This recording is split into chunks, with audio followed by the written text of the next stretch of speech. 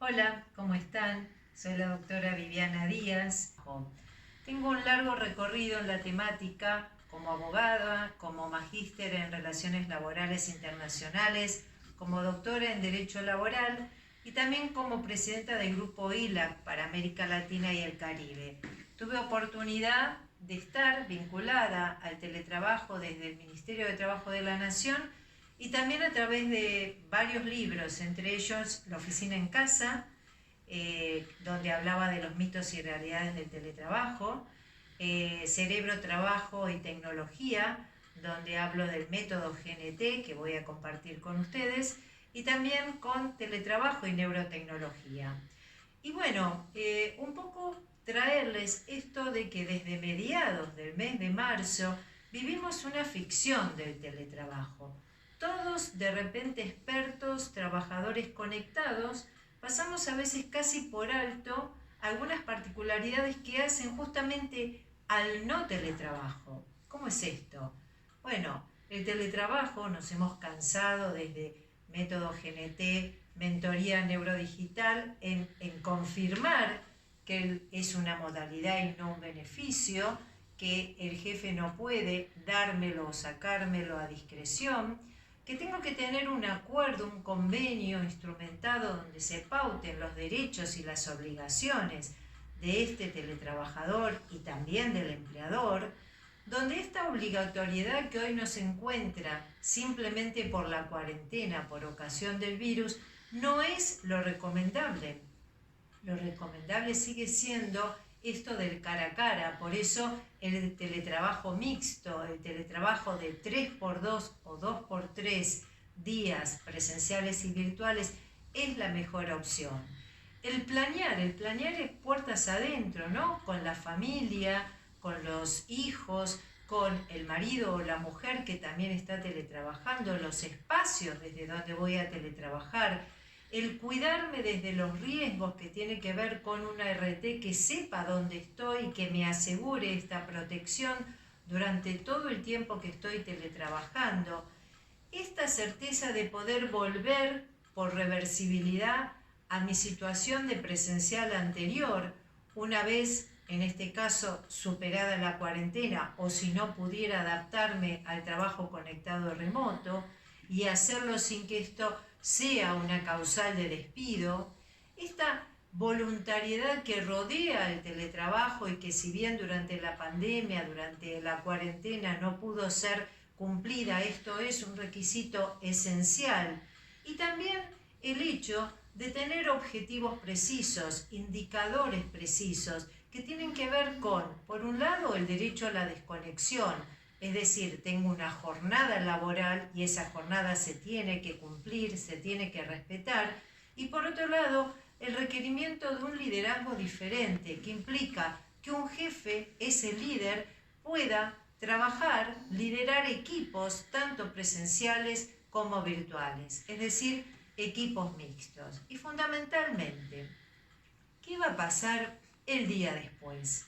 ¿Qué va a pasar superada la cuarentena? Es decir, ¿cómo vamos a integrar esta modalidad? Que hasta ahora quizás nuestro jefe, nuestro empleador nos dijo, no, el teletrabajo no era para vos, o vos no eras apto, o tu puesto no era el que correspondía, y sin embargo todos fuimos empujados casi sin permiso para teletrabajar. ¿Cómo vamos a integrar esta modalidad que venimos haciendo en su peor versión? Sin entrenamiento, sin capacitación, sin certeza jurídica y en algunos casos sin seguridad informática, confundiendo inclusive distanciamiento con aislamiento, porque justamente para evitar el contagio me tengo que separar y hago un distanciamiento voluntario. Pero cuando yo hago un mal uso de la tecnología, algo que como vamos a compartir es bastante consecuente del teletrabajo, lo que estoy teniendo es un aislamiento social, ¿sí? Son dos cosas diferentes porque en el aislamiento social la decisión es involuntaria. Entonces, venimos navegando, transitando sin red emocional, sin red jurídica, sin red informática muchas veces, en este esquema laboral que requiere un encuadre, que requiere una normativa que hasta ahora tiene ausencia de ley. Sin embargo, desde fines del año pasado, el referencial número 22, Usuaria IRAM, certifica las buenas prácticas en materia de trabajo conectado remoto. Es decir, una organización que lleve el teletrabajo seguro, el trabajo conectado remoto seguro, puede certificar. Ahora bien, me pregunto, si hemos transitado diferentes emociones, al inicio del coronavirus, la sorpresa porque no pensábamos que llegaba a la Argentina, luego el miedo porque justamente la propagación de la enfermedad fue terriblemente veloz, la incertidumbre, cuándo y cómo salir de la cuarentena y cómo afectar lo menos posible el tema de la economía individual y social. Y fundamentalmente entonces esto que hoy estamos sintiendo, un burnout digital. ¿Por qué? Porque al teletrabajar sin contención, sin redes, nuestro cerebro se quema. ¿Y cómo es esto?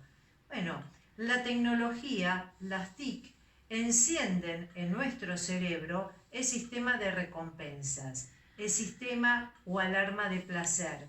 ¿Qué significa? Más o menos un promedio de 150 veces consultamos el celular en búsqueda de noticias, siempre alertados por algo que pudiera pasar.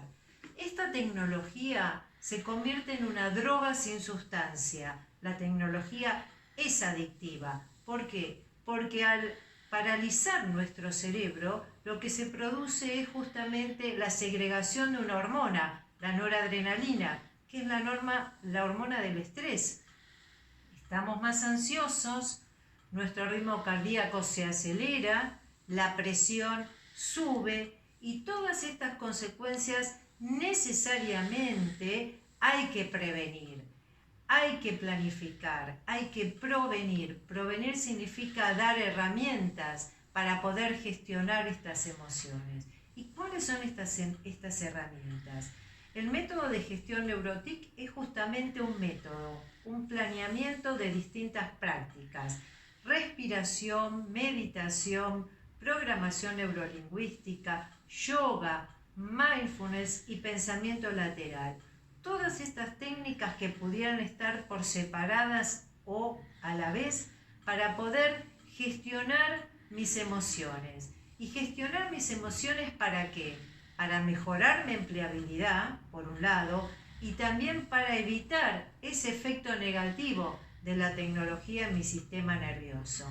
Motivar, evitar la procrastinación, armar atajos mentales en mi cerebro, los llamados heurísticos, justamente para esto, para poder tomar mejores decisiones y con estas mejores decisiones desconectarme de la tecnología. Prevenir justamente enfermedades y fobias. ¿Cuáles? Bueno, la nomofobia, el no mobile phone phobia, es justamente el miedo a no tener mi tecnología, el miedo a no tener el celular, a no tener mi computadora. Otras que tienen que ver con lesiones oculares, visión irritada, queratitis, visión nublada, también con lo que tiene que ver de lesiones en función del túnel carpiano o la tendinitis, por la mala posición de los pulgares en el uso abusivo, diría yo, de los celulares. También con el insomnio, también con la tecnofobia, que es esta fobia al exceso de información que nos llega a convertir en tóxicos, nos toxifica, esto que se llama también la infoxicación, y durante la cuarentena la infomedia. Es decir, todas estas enfermedades y estas fobias tienen que ver con el tecnoestrés, como decíamos antes, el síndrome de la vibración fantasma, cuando creo que me vibra el celular y resulta que ni siquiera lo tengo prendido, La Organización Mundial de la Salud nos dice que 1 de cada 4 personas sufre de trastornos en la conducta ocasionados por las drogas sin sustancia. La tecnología, como les decía, es adictiva y es una droga sin sustancia.